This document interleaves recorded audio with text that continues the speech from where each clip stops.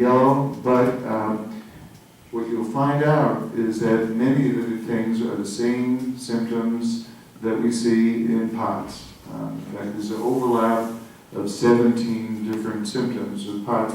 So reflux may be caused by high histamine levels, which create acid, or there may be a motility disturbance because of the chemicals, as with dysphagia, difficulty swallowing. Atypical chest pain because of spasm induced by mediators, chemicals from mast cells may be a factor. Gastritis, again, could be caused by high acid output, causing dyspepsia or indigestion. Nausea is a big problem, and often when you look at somebody who has nausea and do endoscopy, virtually always it's negative.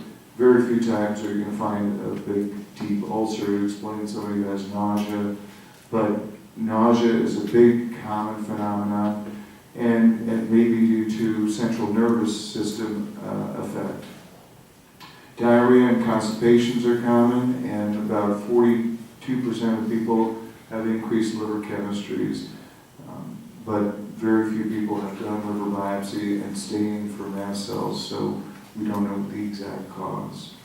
Dr. Afrin wrote a very nice article about the neuropsychiatric causes, and they're listed here. And there are a number of articles that address psychological disorders directly due to mast cell disease. Here are the other symptoms, which will be here, but I'm going to try to stick with GI symptomatology, as Brad requested. So in 50% of patients who have mast cells, these are the main symptoms. So nausea and heartburn are extremely common. I said that mast cells started to be of interest, and this is an Italian investigator. This is the first time a gastroenterologist looked at mast cells and the gut. And here they had irritable bowel patients, and the highlighted areas are the mast cell stained positives, which are different than the controls.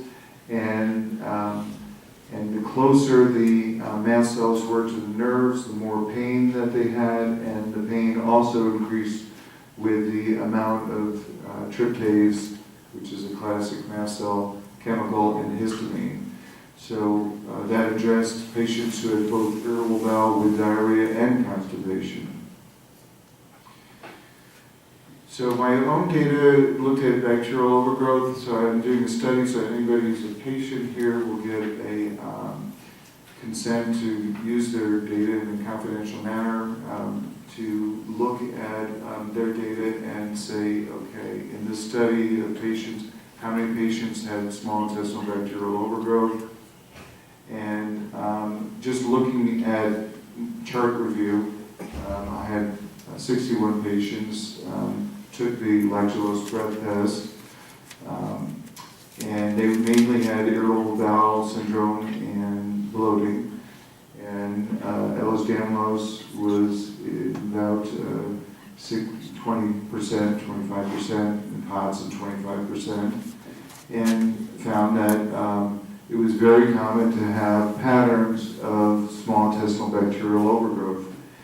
Many patients had methane, which is more commonly than we see. 17% had methane production, and many of the patients who had excess hydrogen had low-grade methane levels. And it was normal pattern in a third of patients. So in 2/3 of patients, mast cell patients had bacterial overgrowth, and nobody's reported this before. And so hopefully when the study comes out, it will have some impact. Because what we want to do is think and look and educate gastroenterologists to learn more about bacterial overgrowth and new disorders such as mast cell activation syndrome, which was first reported as a case report in 2008, a small case series of 20 patients in 2011, and then in 2017, Dr. Afrin's case series of 400 patients. When we look at bacterial overgrowth, this is the flip side of the diagram that I showed you of the normal colon and intestine with the healthy ways that our body has to prevent complications. But if we have conditions of stasis like Ehlers-Danlos syndrome, or patients have a bypass, a gastric bypass or surgery where there's anatomical problems or diverticulosis of the small intestine, you can get bacterial overgrowth. Immune deficiency, such as CLL, or IgA deficiency can factor in. If you don't absorb your nutrients, celiac disease or pancreatic insufficiency, you feed the bacteria. And then we talked about loss of acid. And then a big one is neuromuscular disorders. So I will wrap it up a little bit in just a few minutes. But antivinculin antibody is a really important one. People who get post-infectious cerebral bowel syndrome, they never had IBS before, they go to a bad restaurant or to undeveloped country and get an infection, then they get a series of autoimmune phenomenon and they develop this antibody, and that destroys the cells responsible for the migrating motor complex, which is the main peristaltic wave that comes through every night to clean out the small bowel. That leads to irritable bowel syndrome in 60% of people. POTS and mast cell activation syndrome are not currently on the list of neuromuscular diseases, but I think there's good evidence to support them, including them as well as patients with diabetes and scleroderma and other disorders.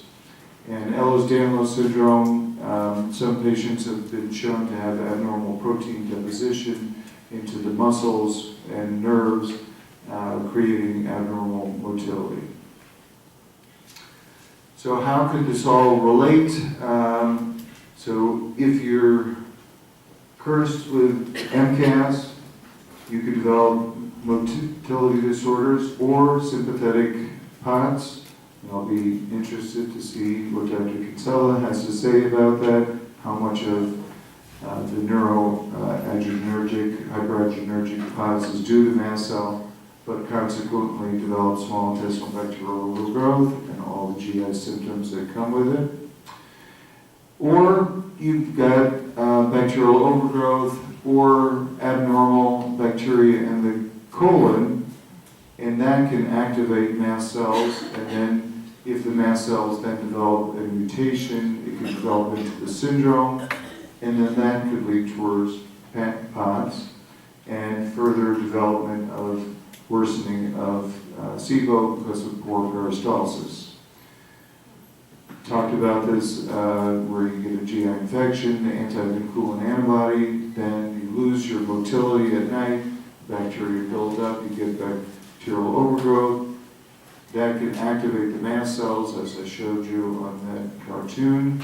And then again, if there's a mutation, then those mast cells will live longer, activate, and create a lifetime of havoc.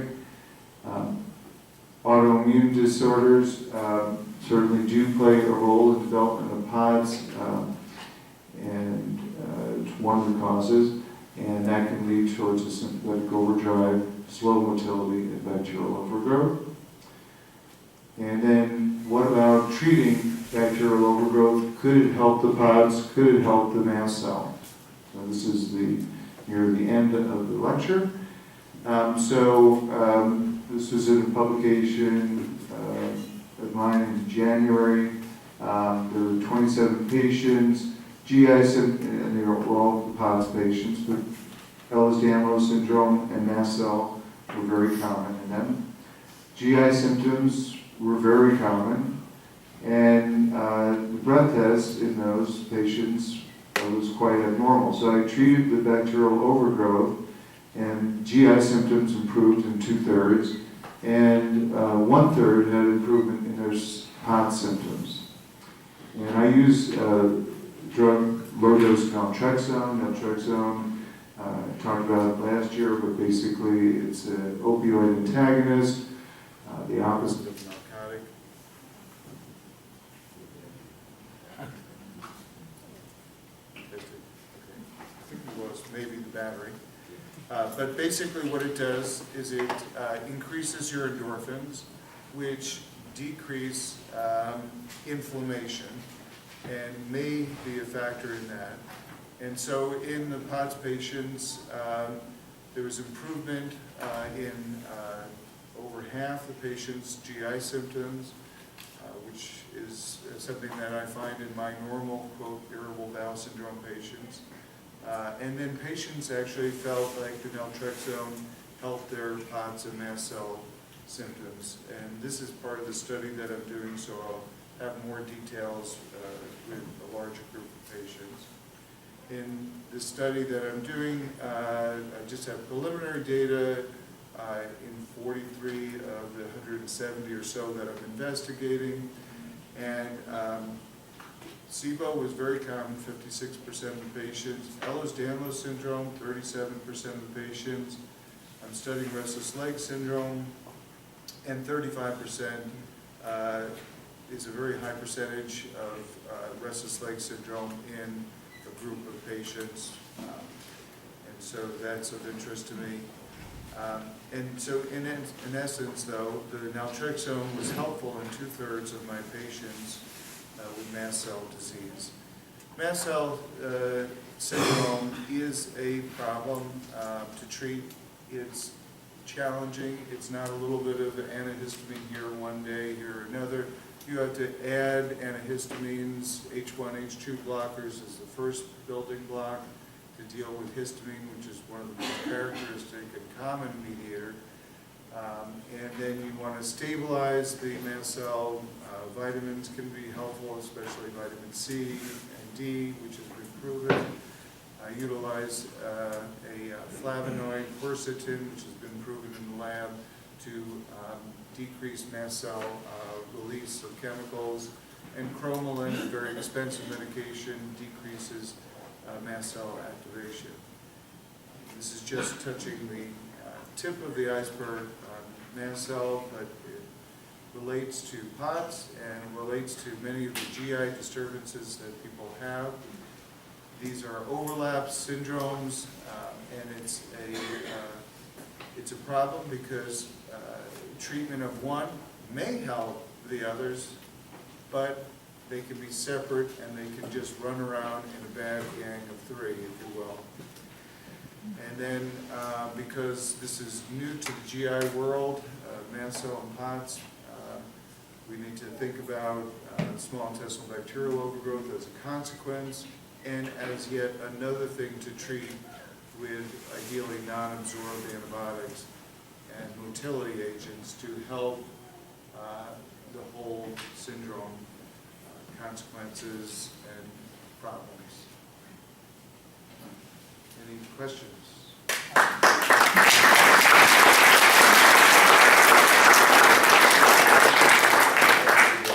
We'll fix that during the break, and then we can do questions.